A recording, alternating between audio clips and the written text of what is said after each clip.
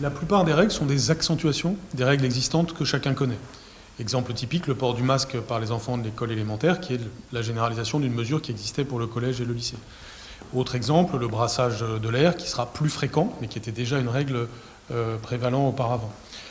Encore un autre exemple, le fait que l'on renforce les mesures d'hygiène que les collectivités locales appliquent pour nettoyer plus fréquemment les classes. De même, on renforce les règles de non-brassage qui avaient des élèves qui avaient commencé à s'appliquer en septembre-octobre. Rappelons que le bilan de septembre-octobre pour le milieu scolaire a été assez bon, puisque nous n'avons pas eu des chiffres de contamination plus grands que dans le reste de la vie sociale, et même plutôt moins. Donc nous ne sommes pas dans un changement de nature, mais dans un changement de degré dans ce qui se passe en cette rentrée de novembre par rapport à ce qui s'est passé en septembre-octobre.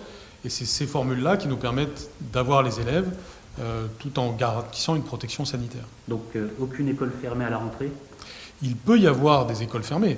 Et d'ailleurs, en septembre et octobre, nous avons fermé des établissements chaque fois que les autorités sanitaires jugeaient que la contamination dans cet établissement, souvent de 3 élèves ou de 3 personnes, devait aboutir à une fermeture. Donc nous savons fermer chaque fois que nécessaire. Ça a représenté en permanence autour de 0,14% des écoles et des établissements de France. On aura probablement un chiffre plus élevé en novembre et décembre. Mais en tout cas, on surveille ça de près pour chaque école et chaque établissement. Parmi les mesures les plus inattendues, il y a le masque dès 6 ans. Qu'est-ce qui vous a poussé à mettre en place cette protection pour les enfants les plus jeunes ? C'est une mesure d'extension d'une protection, même si on sait que les enfants les plus jeunes, a priori, d'après les études que l'on a, contaminent très peu les adultes et se contaminent peu entre eux. Néanmoins, on a suivi ce que disaient différentes autorités pédiatriques, de santé, qui estimaient que ça faisait quand même une mesure de protection supplémentaire.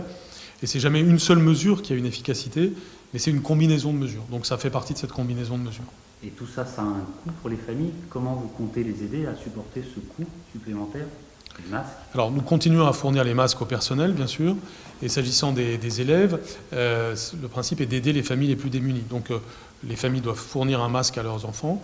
Mais quand une famille a un problème social, nous avons les administrations sociales qui distribuent des masques. On en a déjà distribué près de 10 millions pour la rentrée scolaire dernière. Et puis il y a toujours un lot de masques dans l'école ou l'établissement pour les élèves qui, pour des raisons sociales ou autres, n'auraient pas leur masque ce jour-là.